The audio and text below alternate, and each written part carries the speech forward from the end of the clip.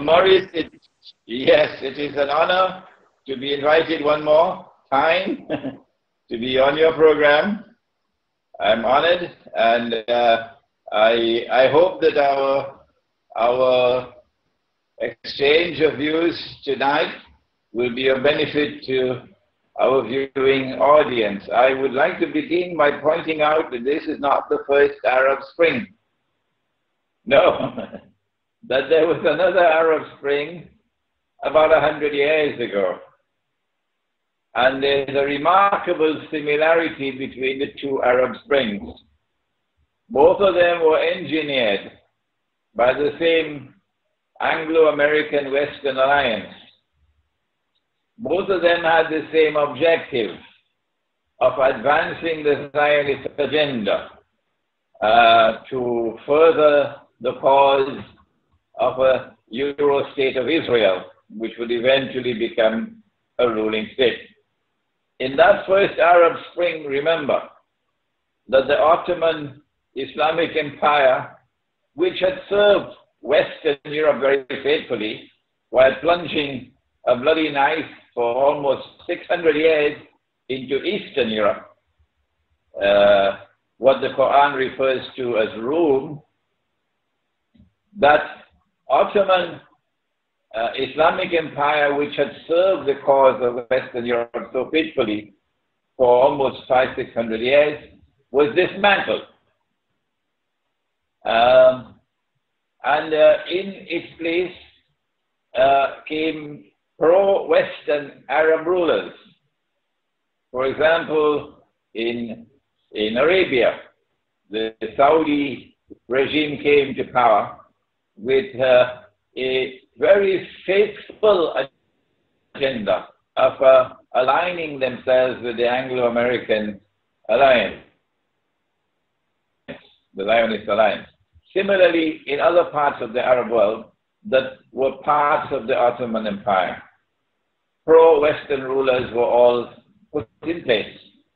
And in consequence of that first Arab Spring, Israel could be created. Had there not been that first Arab Spring, Israel could not have been created. Now, Herman, the second Arab Spring is taking place. And its purpose is to take the Israeli state one step further to its culmination, really, where the Libyan regime was unwilling to become a client and an ally of the Anglo-American Zionist alliance. And that is the basic reason why it had to be removed. And so, Maurice, history is simply repeating itself 100 years later. That Arab Spring and this Arab Spring show remarkable similarity. And now we come to Iran, and we see an Iranian regime which has its roots in its indigenous culture, indigenous religious values, and is unwilling to bend its knee to Anglo-American Israeli alliance. On the contrary, it has successfully forged what may be called an alliance with Russia.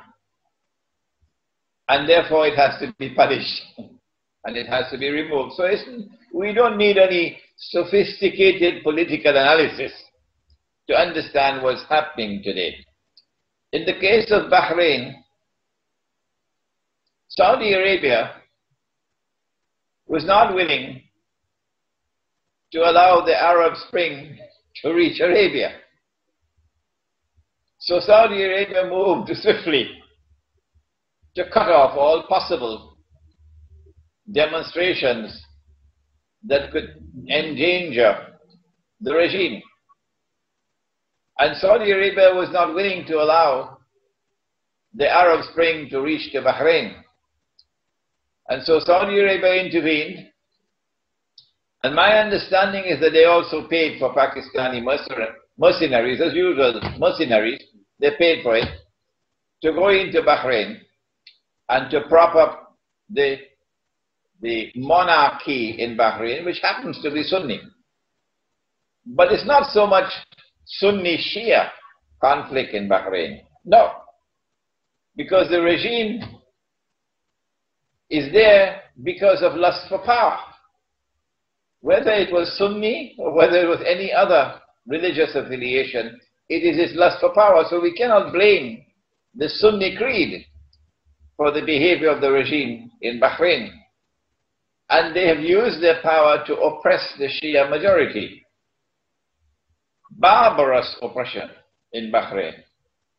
And the purpose for that oppression is that Saudi Arabia will feel endangered and threatened if the Arab Spring were to successfully bring about regime change in Bahrain. But the same people who have pursued this barbarous agenda in Bahrain, ruthless oppression of the Shia majority in Bahrain, and also Sunnis in Bahrain who are opposed to the regime, it is these same forces who are calling for democracy and freedom and rights in Syria.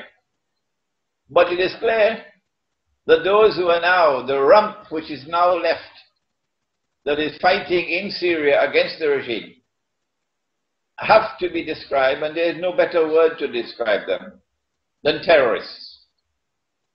They're not freedom fighters. They don't represent Islam, the religion. They're paid terrorists. And I want to say this on your program for the first time, that I label them as terrorists. Very potent that you are saying this. So that's my take on Bahrain and Syria. I'm quite shocked. I also feel that you mentioned Iran in a respectful manner, recognizing that it's perhaps becoming the best voice there is for the Islamic world, or pragmatism, real world politics. Iran is now the only strong voice left. Would that be correct, to protect Muslims, Arabs, Islam? The regime in Iran demonstrates greater integrity, religious integrity, than most of the other regimes in the world of Islam. For example, Prophet Muhammad, Allah's blessings be upon him, prophesied. This is his prophecy, that Muslims are going to form an alliance with Room. It is pronounced as R-O-O-M, Room, but the Arabic word Room is, it describes Eastern Christianity. When they broke away from Constantinople and they formed the church in Rome, the Roman Catholic Church, then you had two Christianities, one of the East, the Byzantine, and one of the West, which is now Rome. So the one in the East was called Room, and in the Quran Allah refers to it as Room.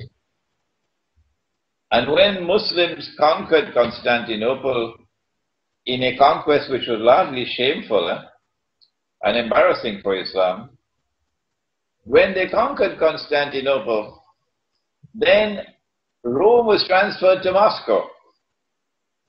And so today Rome is Moscow and the allies of Moscow.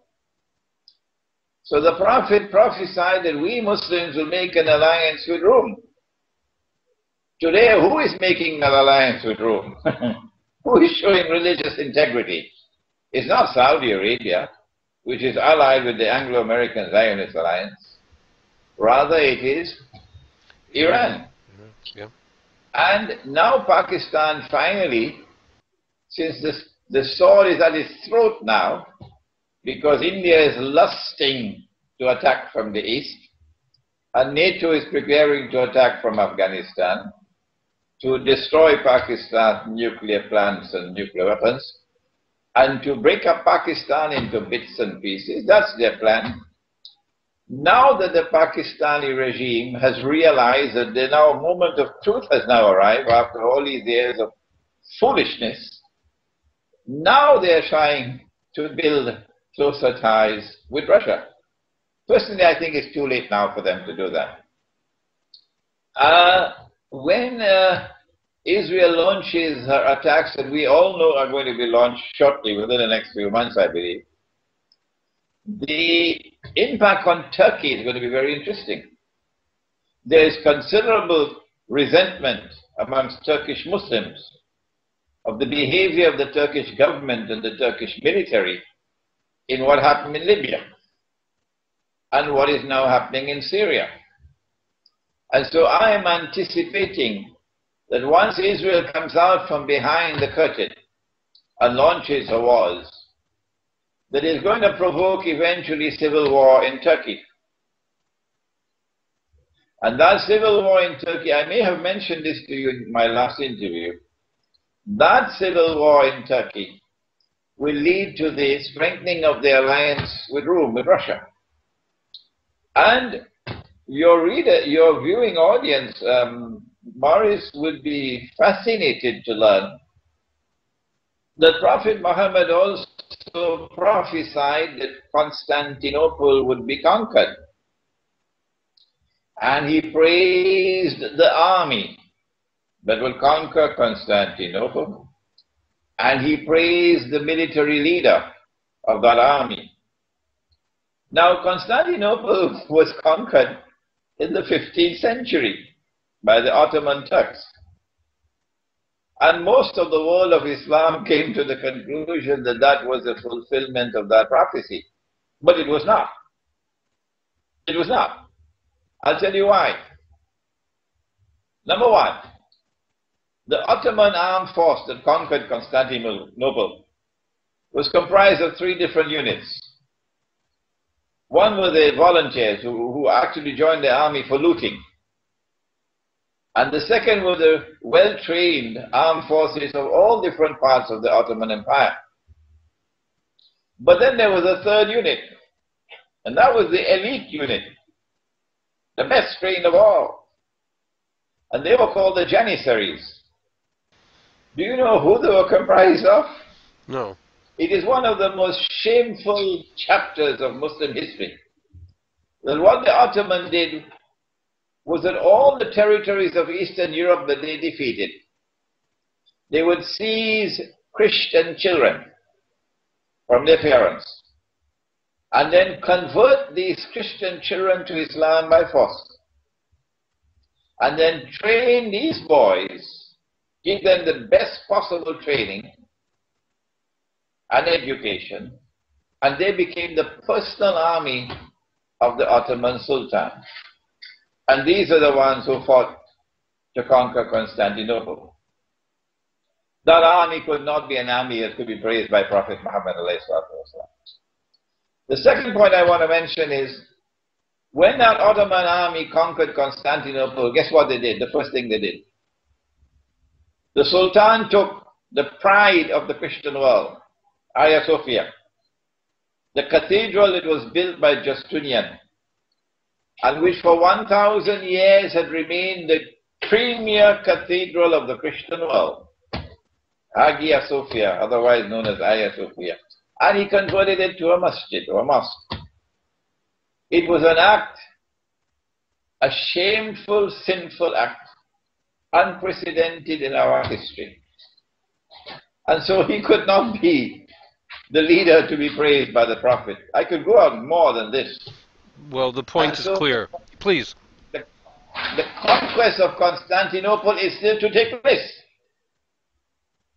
The conquest of Constantinople that was prophesied by Prophet Muhammad, Allah's blessings be upon him, Morris, is still to take place. It has not taken place.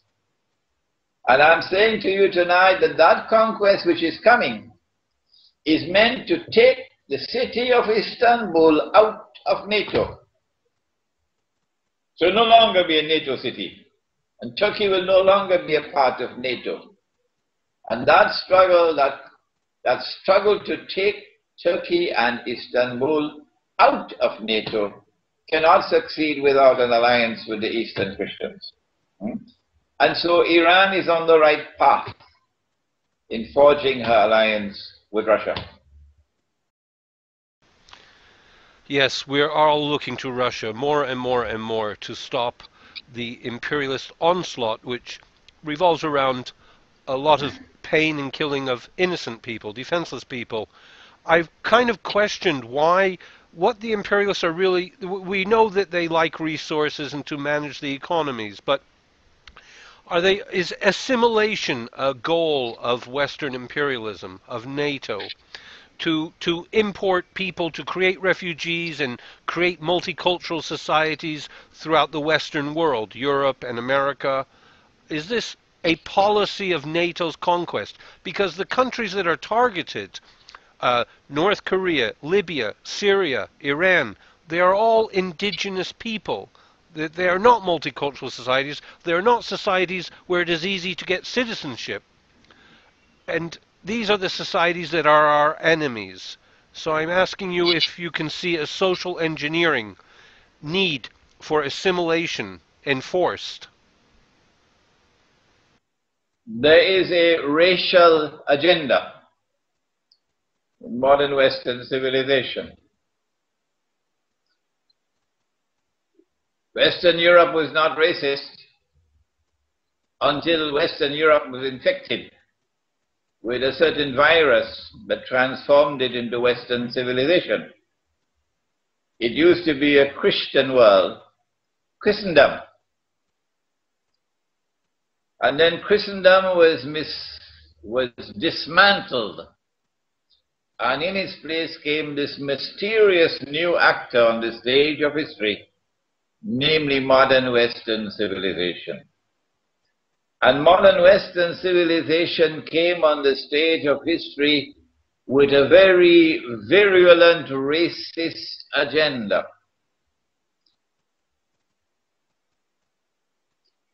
It was called jingoism. It was the white man's burden to civilize the rest of the world. And they made no bones about it.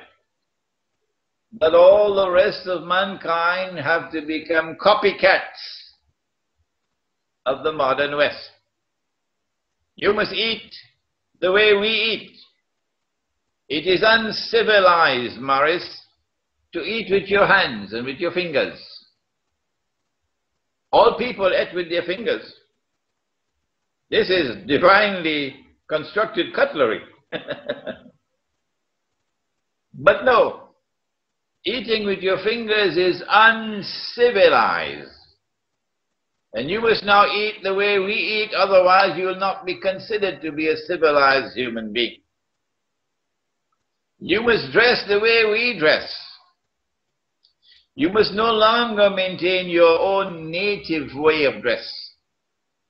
And if you continue to dress that way, and you do not put on the jacket and tie, collar, then you are uncivilized. You have not reached the state of civilization.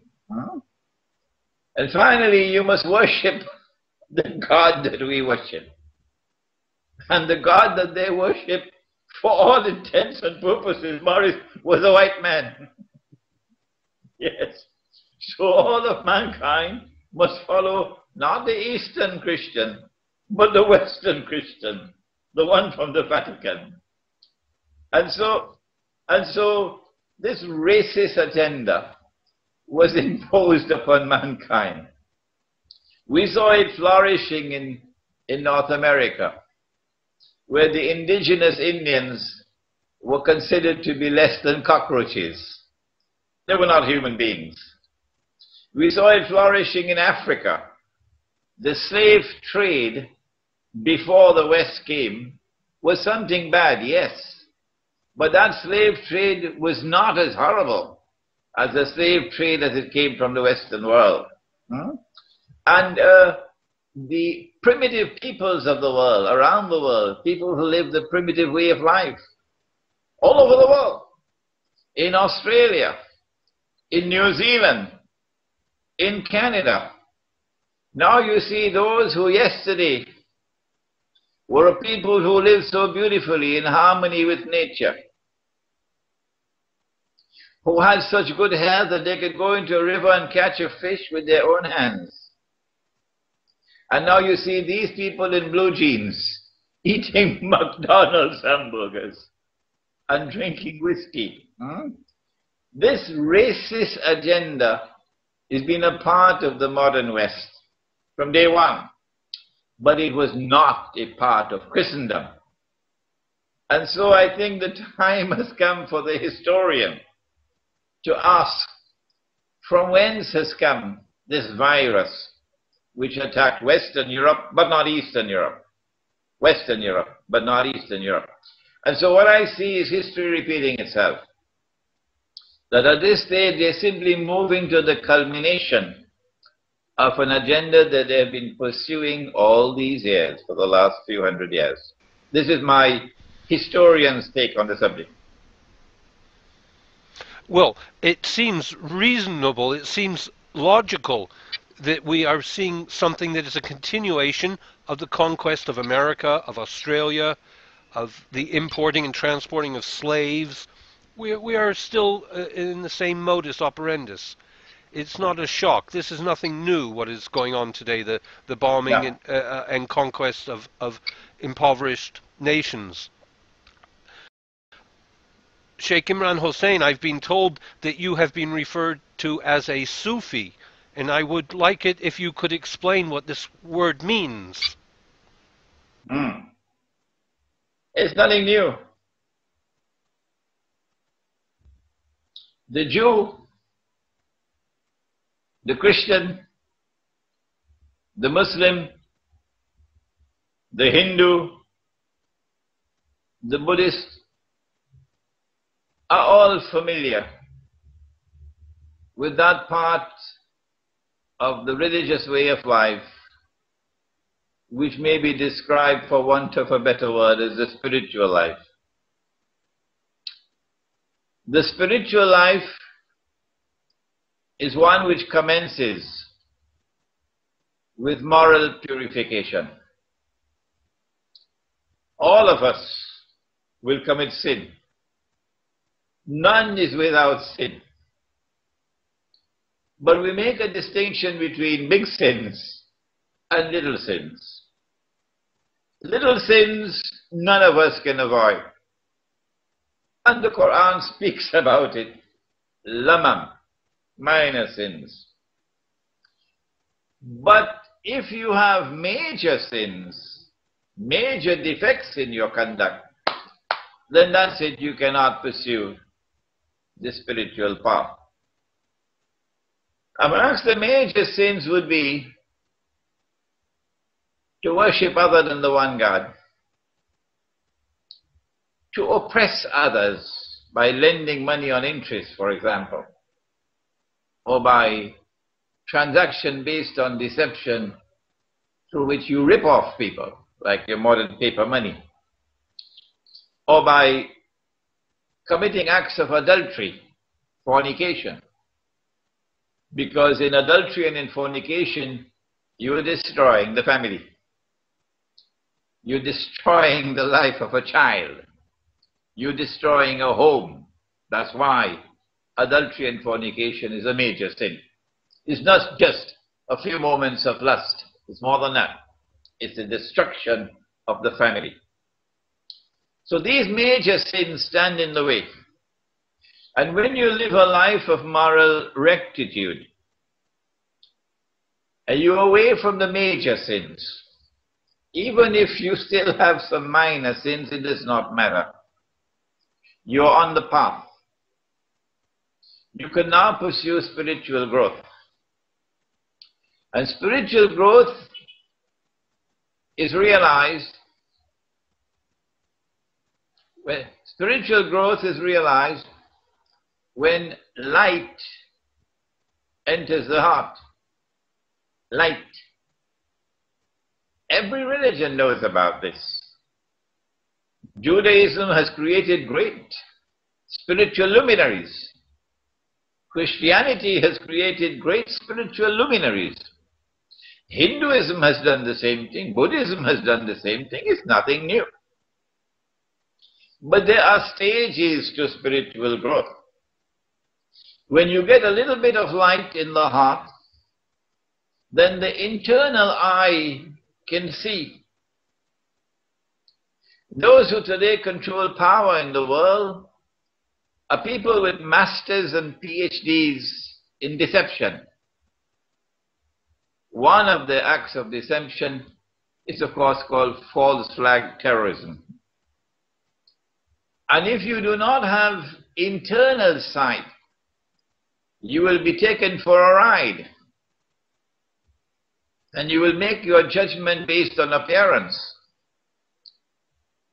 But when you have internal sight, you will go beyond the external form to the internal reality. And then you know actually what happened. I was in New York on the morning of 9/11. I went to Kennedy Airport at 7 o'clock that morning to pick up someone arriving from Pakistan. And then I had to drive from Kennedy to LaGuardia Airport. And when we arrived at LaGuardia, we were told that all flights were cancelled. We didn't know why. And then subsequently the announcement was made, the airport is closed, get out of the airport. We didn't know why. When I got back home, then I learned, watching television, about the Twin Towers. And as soon as I saw what happened on television, I was immediately able to grasp intuitively, immediately, that this is the work of the Israeli Mossad and the CIA. And this is history repeating itself. That this is what happened 100 years earlier, in 1914. In the summer of 1914, the assassination in the city of Sarajevo of the Archduke Franz Ferdinand. That false flag terrorism led to the First World War. And through the First World War, the Zionist agenda was fulfilled. And I was able to recognize this as false flag terrorism. And that this is going to lead now to great wars. And these great wars are going to be waged so that Israel can benefit from them. This is called spiritual insight. Because I don't have the evidence before me. No, it is insight. So Sufism, in its essence, is a spiritual path through which the heart, which has been purified of major moral defects, and which has now reached a stage of moral rectitude, that heart can now receive light from the Lord, from Allah. And as light enters into that heart, you now have the capacity for internal sight.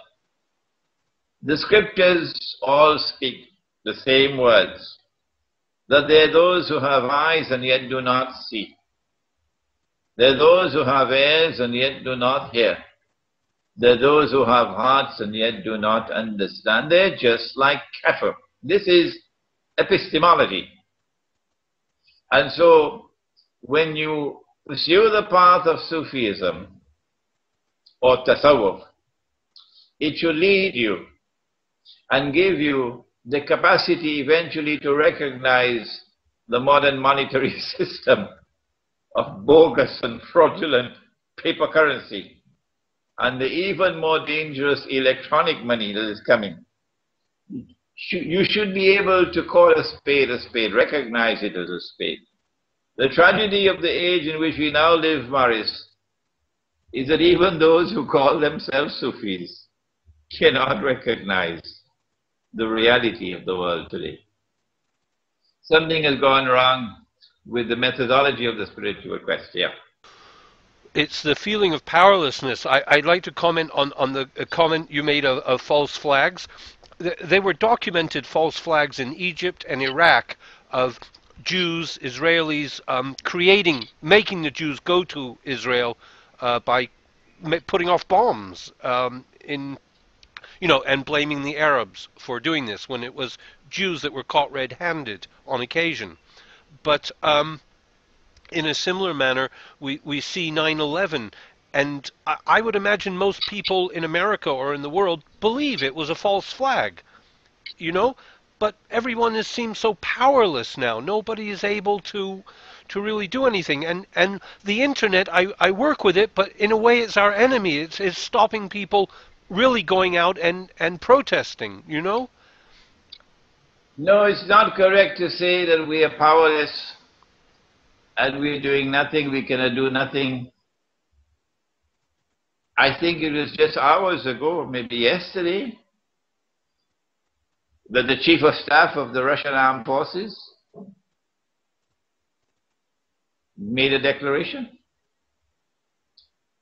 that Russia might have to take preemptive action, following in the footsteps of Uncle Sam, following in the footsteps of Israel, following the footsteps of those who have given to the world the military strategy of preemptive strikes.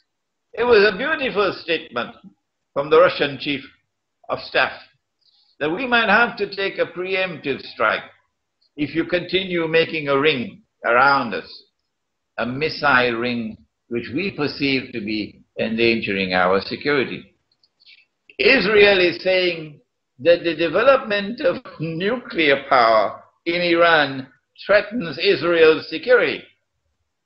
If that is a valid argument, then the Russian argument is also valid. If Israel could launch a preemptive strike against Iran, then Russia can launch a preemptive strike also against all of those missiles that are being placed around Russia. It was a beautiful statement on the part of the Russian Armed Forces Chief, yes. And don't forget, a couple of days from now, Vladimir Putin takes over as president of Russia. And he's already given them a bloody nose in Georgia. So they know who they're dealing with. Putin is not going to bend his knees, and Russia is not going to bend its knees. No. And China is forging an alliance with Russia. And so we're not sitting down and doing nothing. We are watching before our eyes a scenario being unfolded in which those who are hell-bent with a pig-headed obstinacy of ruling the world, even if it must lead to nuclear warfare, even if billions of people must die, it doesn't matter. These people who are essentially mad want to rule the world. And Russia is saying, you're not going to do it to us. And so it's not demonstrations that are going to change the situation today. You just have to take a look and see what Russia is doing. Well, the statement is bold. I'm not entirely familiar with what it's doing, but I guess it's rearming and modernizing its military, if that's what you mean by looking at what Russia is doing. No, I'm saying that the situation is not one in which there is no response, that we are sitting down in a state of helplessness. I want the viewing audience to know that a situation is evolving in the world before our eyes. And we must understand it, that the two major powers in the world are now moving in a collision course. That collision course between these two major powers, the American-led alliance and the Russian-led alliance, is going to lead to nuclear warfare of such a magnitude that there's only one word that we can look for in the vocabulary to fit it, and that's called Armageddon. That is, millions and millions and millions are going to die. Most of them probably in North America and Europe. Europe of the East and Europe of the West. And what is left of the world after that, the Zionists hope that they can cope with it and they can somehow survive and come out top. And Israel will rule the world, the rump that is left after the two giants engage in a war of mutual destruction. That is what we're facing now, Morris. It strikes a chord. You are on the zeitgeist always. Sheikh Imran Hussein, I've no more to ask you. It has been so much to take in and very easy to follow you. And it is enlightening, the entire experience. To hear what you say. I'm ever so thrilled, and I do believe you said a couple of things which are new for us all to hear from you. I have something more to say. Please. I forgot to say it. Please. I want Eastern Europe to listen to me. And I want Russia to listen to me. That on that day, when Muslims conquer Istanbul, the conquest prophesied by Prophet Muhammad, Allah's blessings be upon him, the first thing that we will do is to return the church, the cathedral, Hagia Sophia, return it to the Christian world. And when we return it to the Christian world, we'll have to return it with an apology. An apology for 600 years of Muslim worship in that church when it should have been a church, not a masjid. And then when Mustafa Kemal took it over, he added insult to injury. He took the house of God and made it a museum. So the first thing we'll do is to return Hagia Sophia to the Christian world. And I pray that Allah may cause these words of mine to reach to Bulgaria, and reach to Greece, and reach to Romania, and reach to Hungary, and reach to Poland, and reach to Russia. The second thing that we'll do is to recover the old name of the city. It was Constantinople. Constantine is the one who built the city. The Emperor Constantine gave it the name Constantinople. There were other names that were used, like Istanbul. But the name that by which the city was known all around the world was Constantinople. And when our Prophet spoke about it, our Prophet used the name Constantinople. He said in Arabic, لَتَفْتَحَنَّ الْقُنْسْتَنْتِنِيَّةِ, that you will most certainly conquer Constantinople. And so when we take over that city once again in the name of Islam, the name of the city will return to Constantinople. At that time we'll be in alliance with Russia. So it will no longer be a NATO city. And so Russia would have a passage through the Bosphorus for the Russian Navy to enter into the Mediterranean. And that spells trouble for Israel. That's all I want to say. There is a treaty allowing Russia to send some ships to the Mediterranean, but there's a limit. That's right. That's right.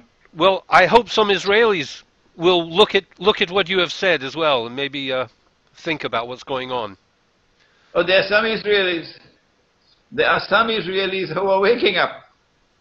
They are. And they are realizing that this madcap government that they have is leading them to disaster. And they don't know how to stop it.